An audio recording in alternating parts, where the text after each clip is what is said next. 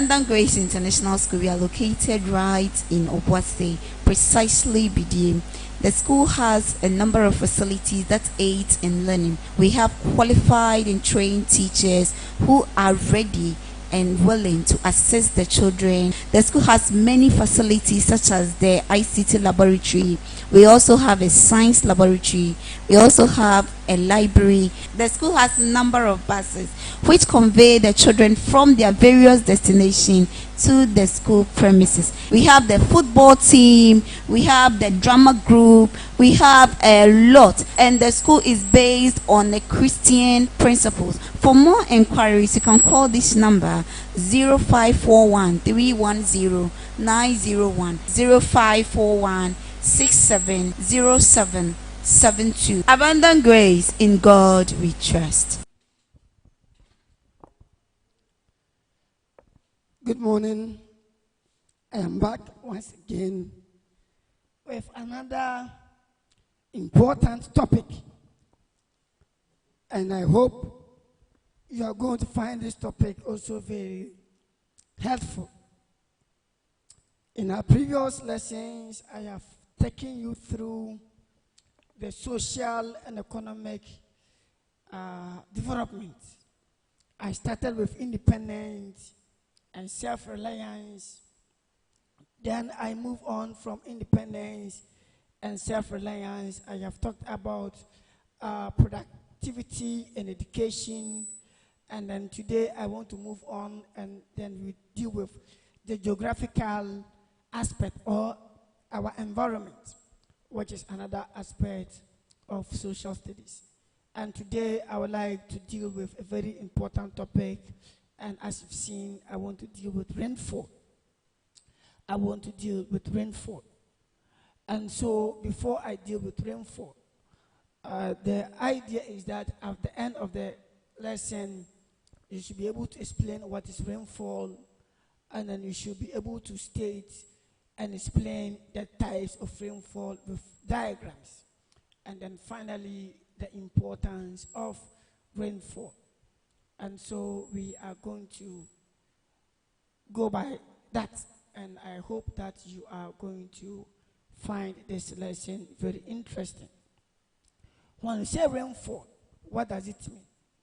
We say rainfall is a form of precipitation, and that the term rainfall is used to describe precipitation in the form of water droplet of sizes larger than 0.5 mm. Now, when we say mm simply means millimeters. And if you are not aware, we measure rainfall in millimeters.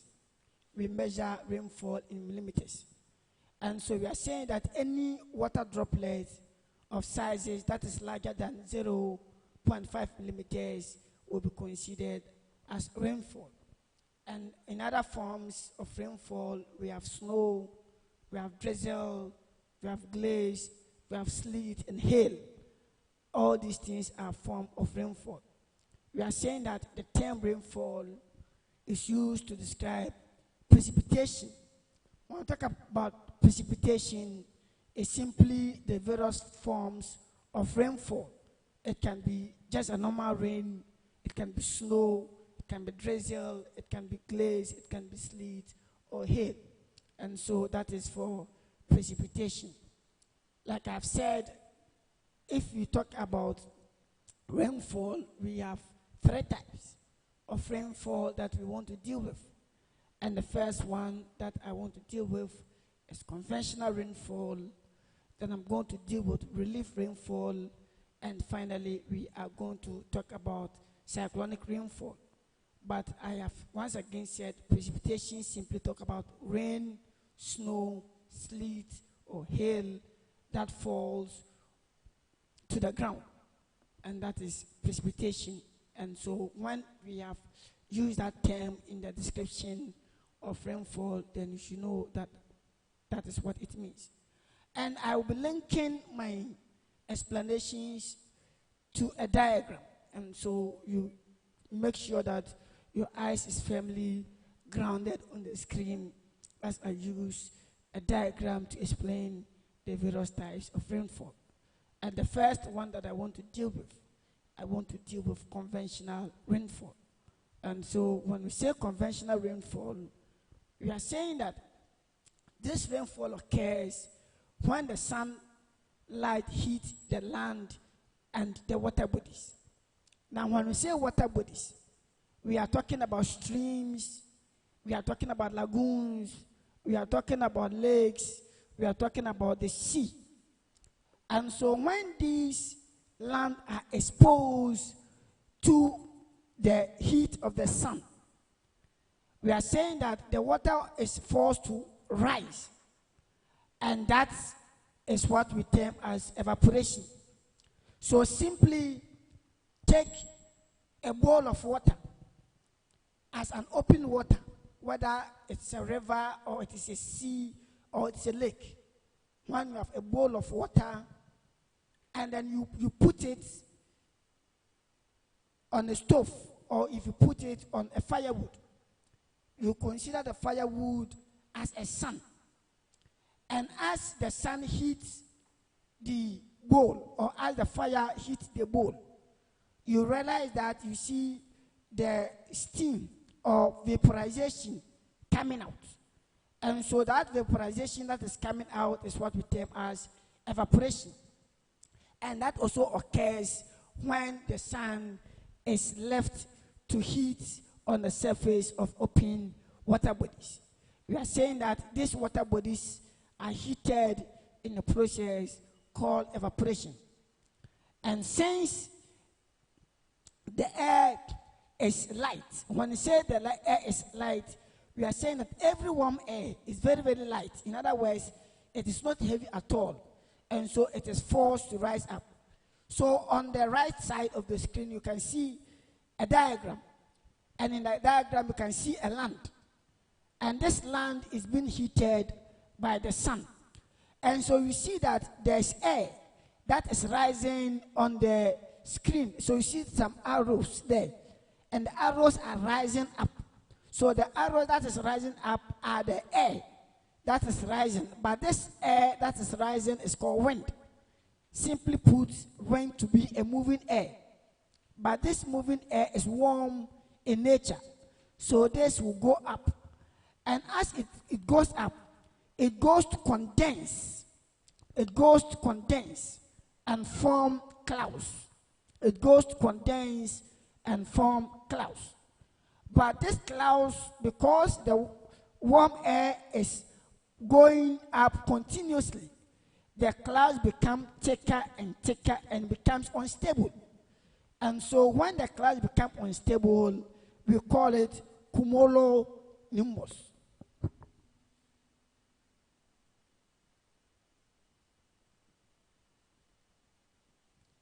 So when we say cumulonimbus, we are simply referring to a thick, dark, unstable clouds. Thick, dark, unstable clouds in the atmosphere. And so sometimes they ask you in the objective test, the thick, dark clouds that is formed in the atmosphere is called what? And the answer is cumulonimbus. And so that is the name that is given. And so we are saying that the clouds become thicker and thicker, and as they become unstable, they are not able to hold themselves, and so they fall back onto the land as rain. They fall back onto the land as rain. And this conventional rainfall usually falls in the tropics. When say in the tropics, we are simply saying that areas of high trees, that is one of areas, places where we have high trees, especially if you come to the southern part of Ghana. And this type of rainfall normally occurs in the afternoon. It normally occurs in the afternoon. So if I want to take you through back again, I have said that conventional rainfall occurs when the sun or the heat of the light from the sun is heated on the water bodies, and then the vapor rises in the process called evaporation. And when this goes into the atmosphere, it condenses and form a thick duck. And when they become heavier and they are not able to contain themselves, they fall back as rain. And if we see the shorter dash on the screen, then it is what we call the rain. And then these are the clouds containing moisture or water, and they are falling back as rain. Before I go into the other types, I must emphasize that almost all the three types of rainfall have the same process except their mode of rising. So if you can get the beginning right, the rest of the explanations are going to be the same, and that is not going to be difficult at all. And so that is how conventional rainfall occurs. The next type of rainfall that I want to talk about is relief rainfall.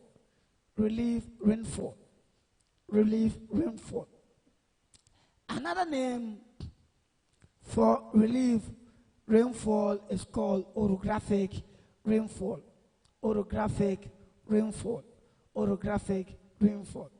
And from the diagram that you see, on the right of the diagram, you see a heap, and that heap is called a mountain. That is what it has been indicated there. So we have a mountain. Now, when we say mountain, we are using the mountain to simply show areas of highland. So basically, relief rainfall occurs at areas of highland. So in Ghana, they ask you to mention areas in Ghana where we can have relief rainfall. And so you can mention Ekapim, Togo ranges. You can talk about the Gambaga Scarp and the rest. All these things are areas that have high mountains, and then relief rainfall can take place there.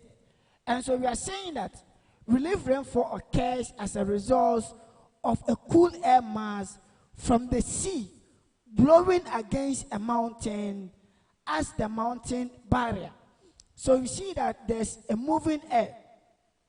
And then when these air are blown from the sea, as it is seen on the left of the diagram, so you said rain-bearing wind from the sea. And so when this air is blown from the sea, you must understand that this air is moist. And so the mountain becomes a barrier. And the mountain will force this rain-bearing wind into the atmosphere. And when it goes into the atmosphere, like I have retreated earlier, if you're able to say this preamble, the rest is just a formality. You can use the other explanation. So when they are forced into the atmosphere, it goes to condense. And when it condenses, it forms clouds. And when these clouds become heavy, they will fall back as rain. And we are saying that the rain usually falls on the side of the mountain where the wind blows, which is also known as the windward side. So for example, if you look at where the rain is falling, you can see the rain also using short dashes to show the rainfall. So you discover that the rain is falling only on one side. But if you look at the other side, there is little or no rain at all. What it means is that where the rain is falling is the part that the wind blew against the mountains. So the part that the wind is blowing against the mountain is what we refer to as the windward side. But the part that the wind did not blow against the mountain, that place will receive little or no rain at all, as we are seeing at the other side. And that side, we call it the leeward side. The leeward side, or simply called the leeward slope. Now, in exams, they ask you the place where the rain falls after the air or the wind has been blown against is called. So they want you to find the name of the place that the wind blew against, and that is the place the rain is going to fall. And so your answer is going to be the windward side. We are saying that this type of rain, normally they are very heavy. when they are raining, they are really, really heavy. And they are mostly accompanied by lightning and thunderstorm. So sometimes they ask you the rain that are mostly accompanied by lightning and thunderstorm is called. And so when they ask such type of rainfall, we call it relief or orographic rainfall. Rainfall that mostly are relief are accompanied by lightning and thunderstorm, and they are really, really heavy. We mostly have a heavy rainfall. And this rainfall occurs because there is a wind that is blowing from the sea. As you have seen the arrows there, the arrows are simply wind that is blowing against the mountains. And so they are forced into the atmosphere. And when they are forced into the atmosphere, they condense into small droplet of water. And we can call it clouds. And when these clouds become thicker and thicker, they become unstable and they fall back as rain. So the definitions or the explanations are basically the same, except how they go into the atmosphere. And as soon as they rises, the rest are the same. And so I hope you are finding my explanation really helpful. The last one that I want to talk about is the frontal or convectional rainfall. I've talked about convectional rainfall. I have talked about the relief rainfall. I want to talk about cyclonic rainfall or frontal rainfall. Cyclonic rainfall or frontal rainfall. Now, under frontal rainfall, before I go to the screen and explain what is there, for frontal rainfall to occur, the key thing that you must understand is that there must be two air masses. Two air masses. And these two air masses, the masses should be different. One air should be heavier than the other, or one air should be lighter than the other for cyclonic rainfall to occur. Now, so we are going to have warm air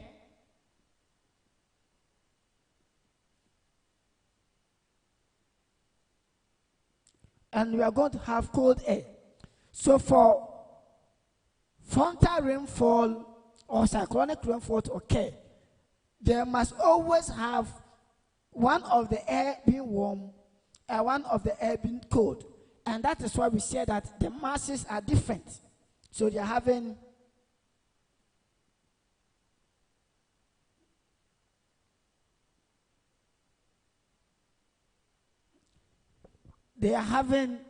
different air masses. So when we say different air masses, we are saying that one of the air should be warm and one of them should be cold. And so back to the screen. Now we want to look at the screen with this knowledge and explain what cyclonic rainfall or frontal rainfall simply means. We are saying that this rainfall is formed when two air masses, and I've said that one of them should be cold and one of them should be warm. And then these two air masses that are different, they should be able to meet.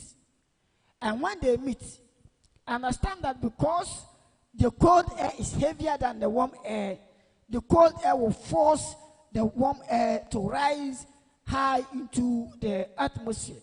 So you are saying that the cold air is heavier than the warm air, and so the warm air is forced to rise. And as the warm air rises, once again, it cools and condenses to form clouds. And as the clouds become heavy, they fall as rain.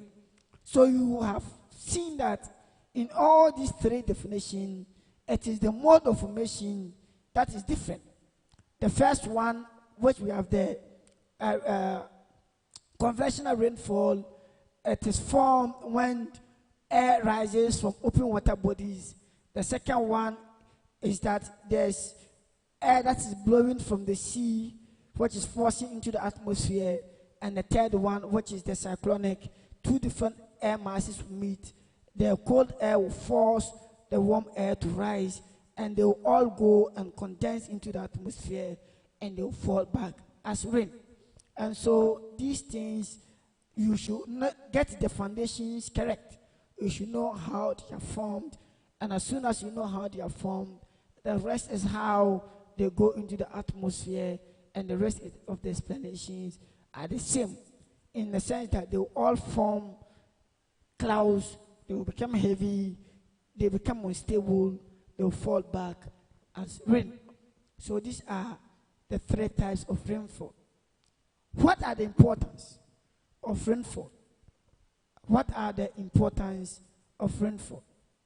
Now, one of the importance of rainfall that I want to draw your attention to is that it is used by farmers to cultivate their crops. In Ghana, you discover that most of our farmers, they rely heavily on rain. And so when the rain falls, they are able to, as it were, plant their crops. And as I sit here, as we are entering into April, May, and June, we are going to enter into rainy season. And most farmers, even though we are into coronavirus season, you realize that they have started cultivating their land because they are expecting the rain. So most of our farmers are dependent on rain, and so we use that. Number two, the second important is that we use rainfall as domestic use. We have domestic use, so rainfall as a source of drinking water. But I want to emphasize on domestic use. When I say domestic use, it simply means that we are using rainfall for household purposes. Household purposes. When it is raining, my wife, for example, put drums of buckets in the rain. And as we trap this rain into the drums, we use them in cooking, we use them in washing, we use them to perform all sort of activities. And so that is that. And so we are saying that the third point is that rainfall also serves as a source of industrial use. Now, I want to talk about industries, especially those who are into breweries, those who manufacture soft and hard drinks. They are mostly in liquid form. And so most of the water that they use are rainfall. So they use it to, as it were, manufacture some of their product. For example, yesterday I took malt. And so this malt are liquefied form. And so it is basically from the rainfall that they trap either from the rivers or from the stream or from the lagoons. These are treated, and then they use it in the industries to provide some of these drinks that you see. And then if you also go to the rural areas, most of the water from the rainfall are used as a source of drinking water for the animals. And so we are saying that without this rainfall, streams will dry up, rivers will dry up, and then animals will find it difficult to have water to drink. And that is why during the dry season, especially in a northern part of Ghana, you see that the southern part will be experiencing rainfall. And so some of them, they move their animals down to south so that they will be able to get good water to drink so that their animals will not die. And then the most important thing is that when you enter into the dry season, the weather is relatively hot, and so people tend to sleep outside. Some of them open their windows. Some of them are looking for rainfall to set in. Why are they looking for rainfall to set in? Because when the rainfall comes, it relatively cools the temperature. When I say temperature, we are simply talking about the degree of hotness or coldness of a place. And because the place is relatively high, the temperature is relatively high, they're expecting the rainfall to come and reduce the temperature. And when this rainfall comes, because they are cooler, they are heavier, and they push the warm air away. And so in exams, you are asked to list the types of rainfall. And when you have listed the types of rainfall, they'll ask you to explain any of the types that you have indicated with the aid of a diagram. Please, when this question comes and then you want to address it, always try to link your explanation to the diagram. So you either draw your diagram, do the explanation, then you link your explanation to your diagram, or do your explanation. After that, you draw your diagram, then you link your explanation to the diagram. And so if you have drawn the diagram above, and then you are doing your explanation, you say that as it has been illustrated above.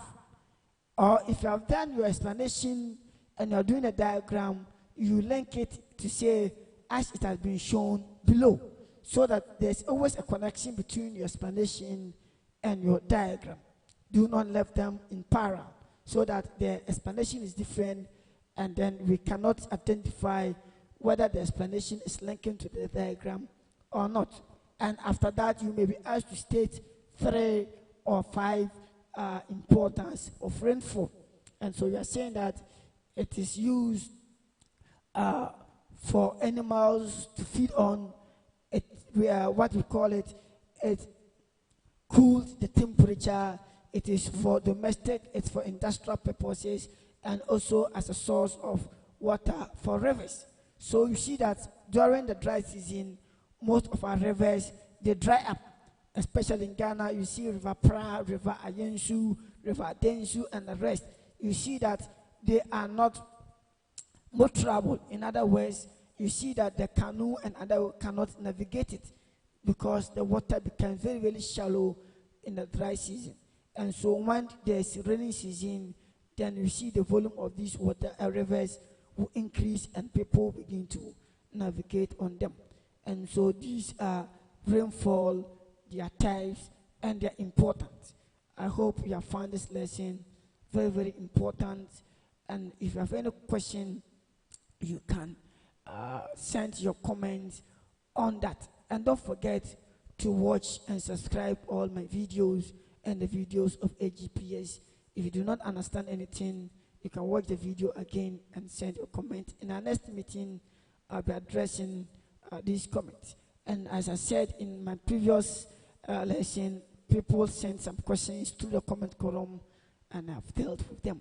And so I promise you, if you send them, I'll be dealing with them. If you have not subscribed to the channel, please kindly do well. Stay in the house if you don't have a place to go. Do well as it may to use alcohol-based hand sanitizer.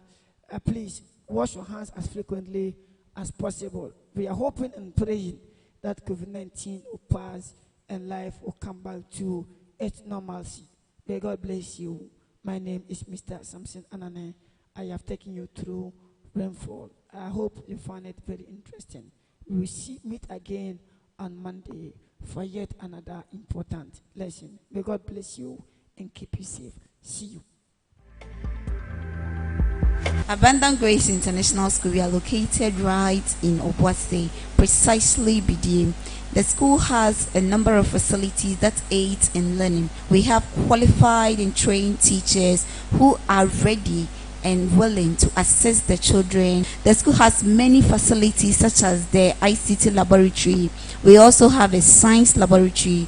We also have a library. The school has a number of buses which convey the children from their various destinations to the school premises. We have the football team, we have the drama group, we have a lot, and the school is based on the Christian principles. For more inquiries, you can call this number 0541 310 901 0541 670772. Abundant Grace, in God we trust.